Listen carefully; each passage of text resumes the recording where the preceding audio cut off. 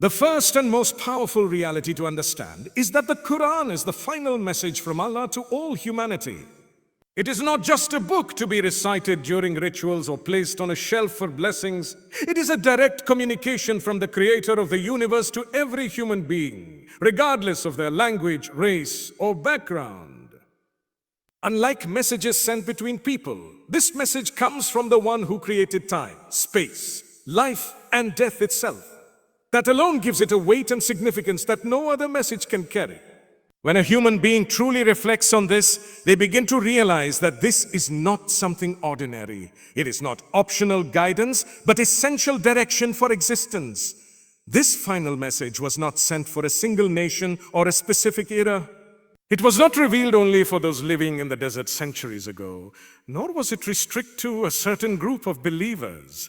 It was revealed for every person who will ever live until the end of time.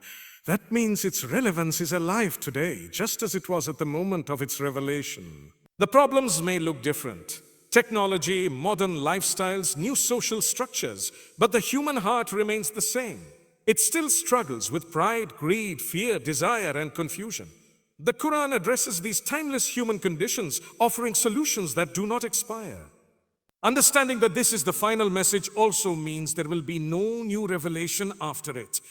There will be no updated version, no correction, no replacement. Humanity has been given the complete guidance it needs. This places a deep responsibility on every individual. Ignorance can no longer be justified by claiming that guidance did not reach us. The message is here, accessible, preserved, and widespread. The question is no longer whether guidance exists, but whether we choose to accept it, understand it, and live by it. The idea of a final message also carries a sense of urgency. When something is final, it means the opportunity is limited. It means that what has been given now is all that will be given. This life becomes the only chance to align oneself with that message before standing before Allah. There is no second test, no return, no opportunity to rewrite the past. This realization is meant to awaken the heart from heedlessness.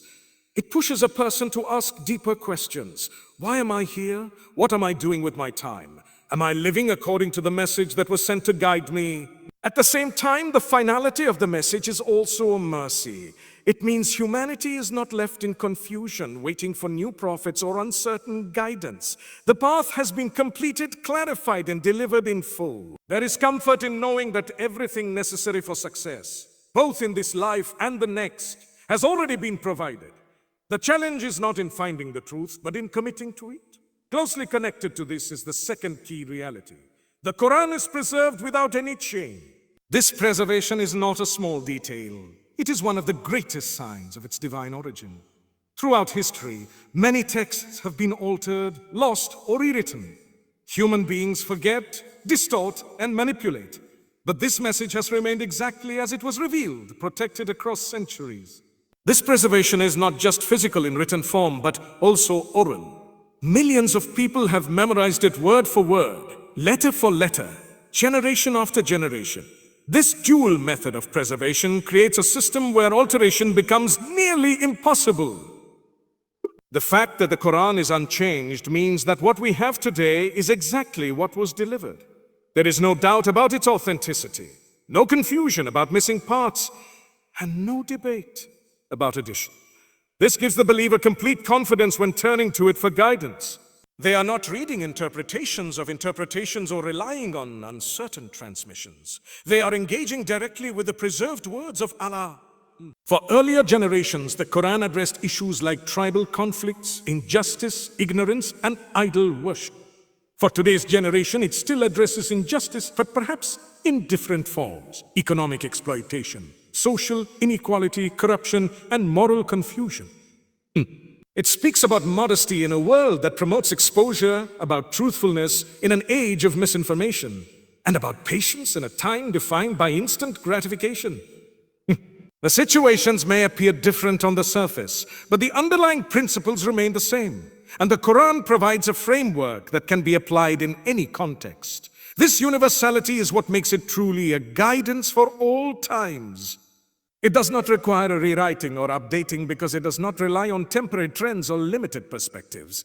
Instead, it establishes principles: justice, mercy, honesty, accountability, humility that can be applied in every era. It does not dictate every detail of life in a rigid way.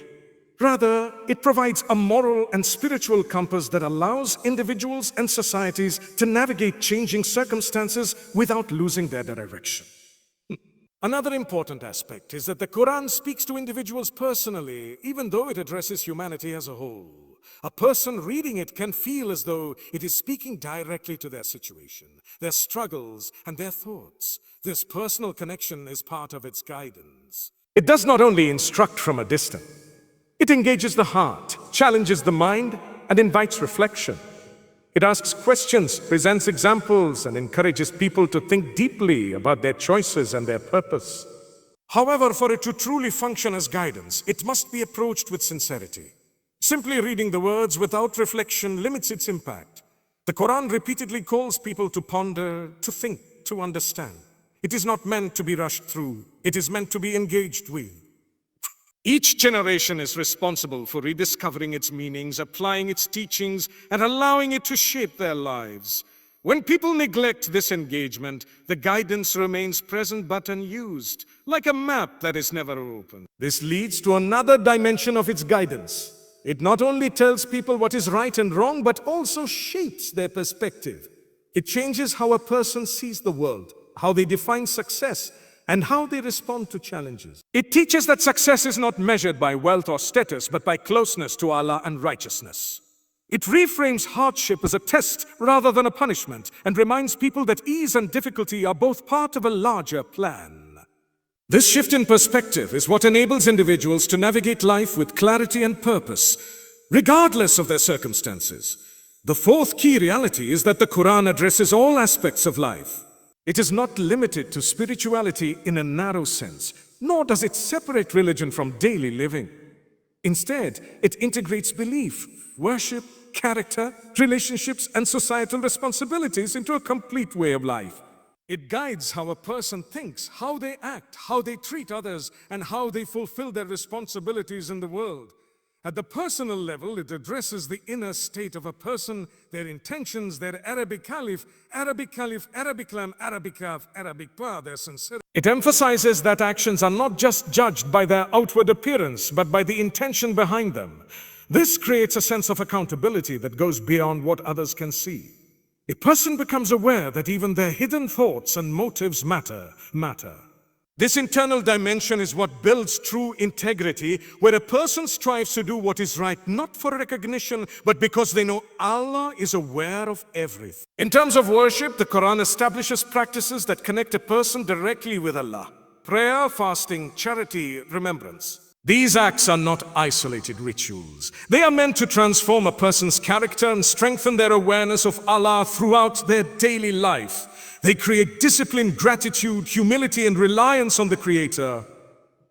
When performed with understanding, they become a source of strength and stability in a constantly changing world. The Quran also provides guidance on relationships. It speaks about kindness to parents, fairness in marriage, honesty in business, and compassion toward the vulnerable. It addresses conflicts and teaches how to resolve them with justice and mercy. It discourages Arabic thought, Arabic meme, backbiting, arrogance, and betrayal, while encouraging forgiveness, patience, and empathy. These teachings are not abstract ideals. They are practical principles that can be applied in everyday interactions. At the societal level, the Quran emphasizes justice as a central value. It calls for fairness in dealing with others, even when it is difficult or goes against personal interests. It condemns corruption, exploitation, and Arabic thought, Arabic lam, Arabic meme in all forms. It establishes the idea that power and authority come with responsibility and accountability. This creates a framework for building societies that are not only functional, but also morally grounded. Another important aspect is that the Quran balances individual responsibility with collective well-being. It does not promote a purely individualistic approach where people only focus on their own success, nor does it ignore personal accountability in favor of the group. Instead, it teaches that individuals are responsible for their own actions while also being part of Arabic alif, Arabic lam, Arabic meme, Arabic eta, Arabic meme, Arabic ta, that must uphold justice, and Arabic alif, Arabic lam, Arabic it, Arabic yet, Arabic ed, Arabic rat. This balance ensures that both personal growth and social harmony are maintained. The Quran also addresses economic matters, encouraging fairness, discouraging exploitation, and promoting generosity. It teaches that wealth is a trust, not an ultimate goal. It reminds people that their resources should be used responsibly and that they will be held accountable for how they earn and spend. This perspective prevents wealth from becoming a source of Arabic for Arabic seen, Arabic alif, Arabic dollar, and instead turns it into a means of Arabic alif, Arabic lam, Arabic het, Arabic et, Arabic het, Arabic rat. In addition, the Quran engages with the intellectual dimension of life. It encourages Arabic alif, Arabic lam, Arabic ta, Arabic fa, Arabic het, Arabic rat, observation and reflection on the world. It points to signs in creation, the sky, the Arabic alif, Arabic lam, Arabic amzatat alif, Arabic rat, Arabic dada, the alternation of night and day as evidence of a greater reality. It does not ask for blind belief, but invites people to think deeply and arrive at conviction through understanding. This intellectual engagement strengthens faith and prevents it from becoming shallow or purely inherited. What makes this comprehensive guidance unique is that it does not isolate any aspect of life. It recognizes that human beings are complex with physical, emotional, spiritual, and social needs. By addressing all these dimensions together, it provides a balanced approach that prevents extremes. It does not promote neglect of the world in favor of spirituality, nor does it allow complete immersion in worldly matters at the expense of the hereafter. Instead, it teaches how to live in this world while preparing for the next. Despite this completeness, the benefit of this guidance depends on how it is approached. If it is treated as something separate from daily life, its impact remains limited. But when it is understood as a comprehensive guide and actively applied, it begins to shape every part of a person's existence. Decisions become more thoughtful, actions become more purposeful, and life gains a sense of direction that goes beyond temporary goals. Together, these two realities, that the Quran is a guidance for every generation and that it addresses all aspects of life, highlight its timeless and comprehensive nature. It is not restricted by time, place, or circumstance, and it does not leave any part of human existence without direction.